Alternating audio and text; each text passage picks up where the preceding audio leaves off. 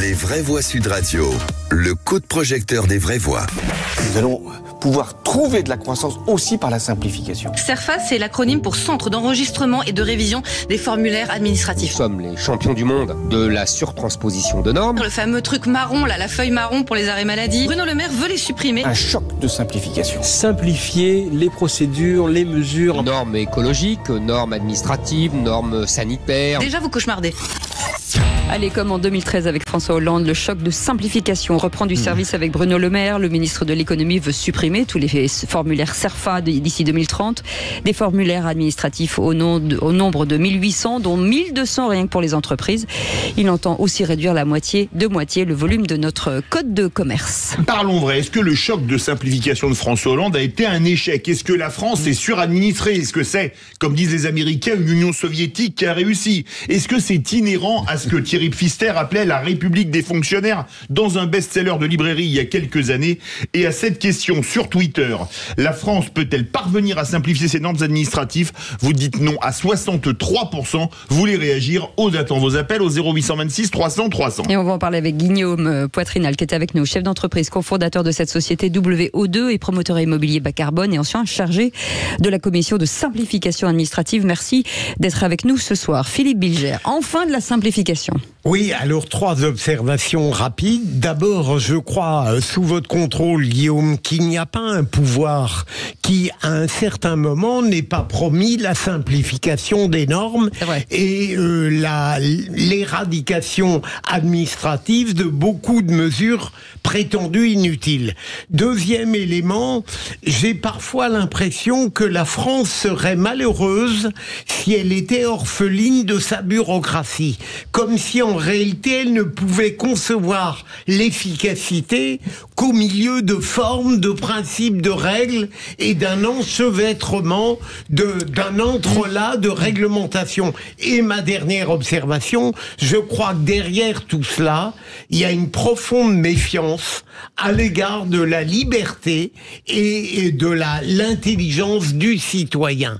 Il faut l'enfermer parce qu'on a peur de sa liberté. Françoise Degois. Moi, je ne serais pas aussi radical. Je pense que, bien sûr, il y a des normes qui sont complètement ubuesques. Parfois, c'est kafkaïen.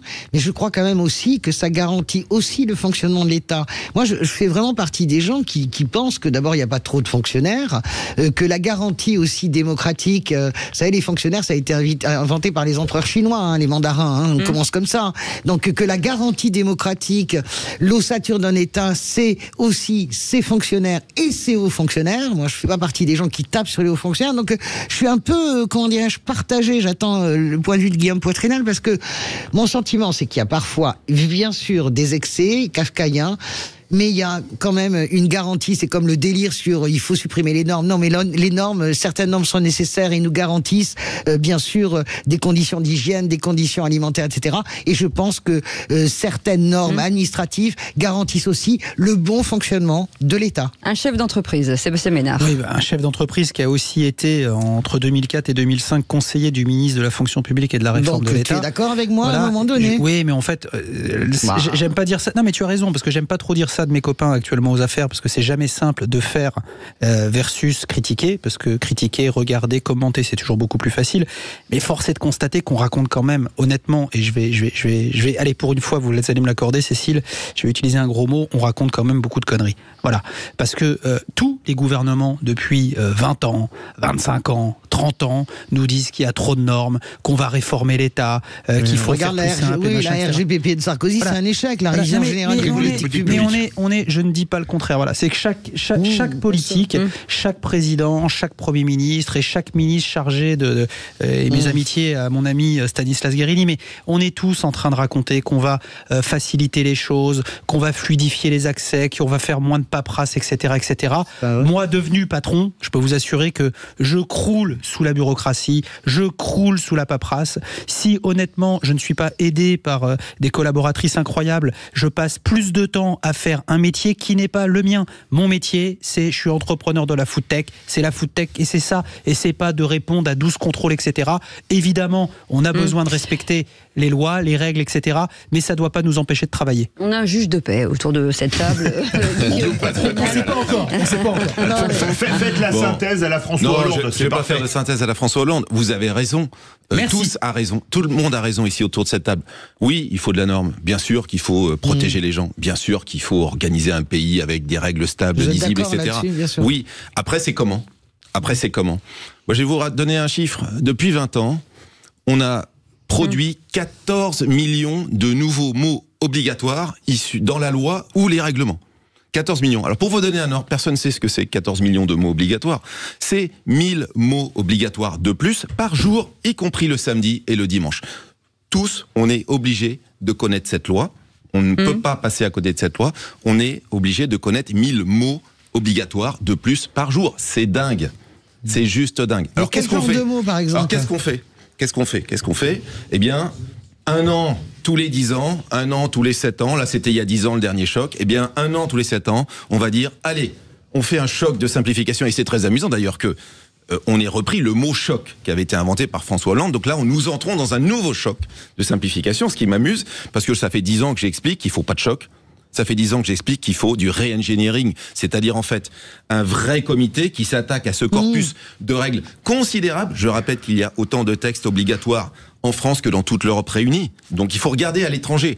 Est-ce que on est plus protégé en Allemagne qu'en France ? Est-ce que les entreprises sont... La réalité, c'est qu'en fait, il n'y a pas plus de délinquance parmi les entrepreneurs, il n'y a pas plus de délinquance parmi les gens en Allemagne ou en Belgique qu'en France. Pour autant, on est les champions de cette bureaucratie. Donc et ça coûte cher aux entreprises. Ça coûte très cher aux entreprises. Et alors, ça coûte très cher aux entreprises, évidemment, parce qu'il faut du monde, et ça c'est dans votre entreprise, pour s'occuper et répondre ces papiers. Ça coûte aussi très cher en désespoir, ça coûte très cher en projets qui n'existent pas, mais c'est pas simplement aux entreprises. Ça coûte très cher parce que monsieur le maire, il peut pas construire sa piscine, il peut pas la rénover. Ça coûte très cher en rond-point, ça coûte très cher en hôpitaux publics. Non, mais moi, excusez-moi, moi j'adore votre discours, mais il y a un moment donné, il faut arrêter de prendre les gens aussi pour des cons. Si ces normes existent, c'est qu'elles ont un sens. Non, je veux bien qu'on soit un pays de débiles, d'idiots, etc. Les gens ne sont pas plus idiots. Est-ce que vous pensez que ça a un sens de demander, excusez-moi Guillaume, je termine. Vous prenez l'exemple de la mairie, des permis de construire, etc. Mais moi, je trouve c'est très bien que ce soit super normé. Je vous assure, quand vous voyez les délires et les dérives dans des endroits que je connais bien, qui sont le sud de la France, etc. Regardez les catastrophes. Ça n'a pas été normé, les constructions au bord de la mer. Maintenant, vous avez des gens qui perdent absolument tout, qui perdent même la vie. Vous n'avez pas besoin d'1,50 m de documents pour dire cette zone est protégée, on construit pas dessus. Vous n'avez pas besoin. Vous avez besoin d'une phrase. C'est ça que je vous dis. Moi, quand on m'arrête, écoutez madame, quand on m'arrête un projet utile, d'accord, bas carbone, en bois, pendant 1 an, pour faire une enquête faune et flore, dans un site industriel où il n'y a pas 1 mètre carré de pleine terre, pour aller rechercher un coléoptère ou un lézard, sur les 4 saisons, sur une friche industrielle polluée, à Nanterre Université, je vais vous emmener, vous allez me dire si c'est utile. Non, mais moi je pense que c'est utile, oui, moi je pense que les jachères sont utiles. Quand on me dit, je ne regarde pas ce que vous faites, c'est-à-dire que sur ce projet, je vais faire 6 hectares de plantés, on veut pas regarder ce que je vais faire, on me dit, non, on a trouvé un coléoptère et un lézard, on m'a bloqué pendant 1 an, et on me gèle 3000 mètres carrés. C'est un non-sens, mais tout le monde dit que c'est un non-sens. Est-ce que c'est utile d'avoir la déclaration des congés des boulangers en préfecture ? Eh bien, sachez, chère madame, que jusqu'en 2014, depuis la Révolution française, les boulangers étaient obligés de déclarer leur congé en préfecture. Est-ce que vous voulez que je vous raconte, s'il vous plaît, c'est grave. La norme la plus débile que j'ai vue de ma vie. Alors, je ne sais pas si elle existe encore, c'était il y a 40 ans, j'ai été stagiaire chez Renault, et on m'avait dit, j'étais juste un étudiant, on m'avait dit, un truc délirant sur les normes en France, sur une voiture, les essuie-glaces sont un équipement obligatoire, mais pas le pare-brise. Et à quoi servent les essuie-glaces si vous n'avez pas de pare-brise ? C'est débile, c'est idiot. Non, mais laissez-moi, je veux bien que vous fassiez de la démonstration par l'exemple et par l'absurde. Je pense qu'il y a des choses absurdes. Sur la déclaration, tout à fait, si c'est vrai, c'est tout à fait absurde. C'était le cas, vous l'avez dit. Sur la question des coléoptères, c'est comme tous ces débats sur effectivement les crapodromes, etc., pour faire passer les crapauds pour qu'ils soient pas... Mais c'est super important. Il y en a, bien sûr. Je vous ai expliqué quand même que c'est pas ce qu'il dit, Françoise. Mais si, c'est ce qu'il dit. Non, je dis, est-ce que j'ai besoin de vous bloquer votre chantier pendant 1 an pour savoir ça ? La réponse est non. Donc en fait, le problème, c'est pas le fond. Tout le monde est d'accord sur le fond.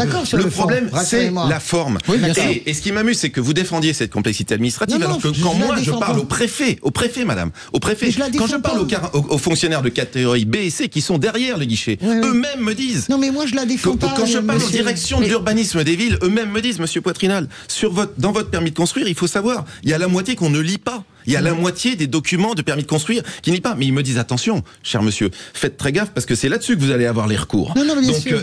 La preuve par le DUF qui a annulé l'ouverture d'une usine en France qui créait 500 emplois parce qu'il y avait des recours qui duraient pendant 10 ans parce qu'il fallait enquêter sur la faune, la flore, etc. Philippe. Le problème, vous l'avez un peu évoqué, ne vient pas du fait que il est évidemment nécessaire d'édicter certaines normes, mais on pourrait le faire en une phrase et qu'ensuite ce sont les modalités qui sont détaillées, précisées de telle manière qu'elles créent une complexité qui égare tout le monde. Le regretté ministre Badinter avait proposé qu'on réduise le code du travail à 50 articles. Il n'est pas spécialement de droite, Badinter. Non, mais je sais, donc, dans le truc. Pourquoi ? Parce que 50 articles bien vus, intelligible par tous, ça fait gagner du temps et finalement les gens sont probablement mieux protégés avec 50 articles qu'avec 10 000 articles illisibles. Et moins les recours. C'est autre chose, ça n'a rien à voir avec les normes. Alors comment est-ce qu'on y arrive ? Parce que c'est ça qu'il faut.